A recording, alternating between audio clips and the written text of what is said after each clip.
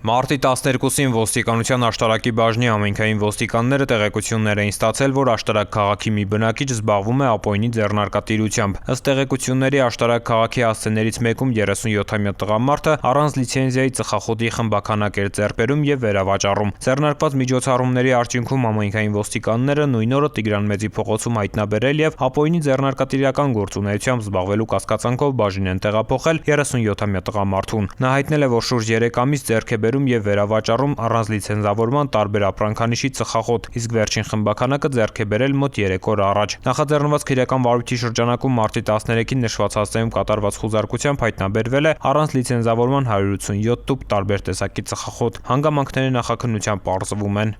Ծանուցում ենթադրյալ հանցանքի մեջ կասկածվողը կամ մեղադրվողը համարվում է անմեղ, քանի դեռ նրա մեղավորությունը ապացուցված չէ Հայաստանի Հանրապետության քրեական դատավարության օրենսգրքով սահմանված կարգով, դատարանի օրինական ուժի մեջ մտած դատավճռով։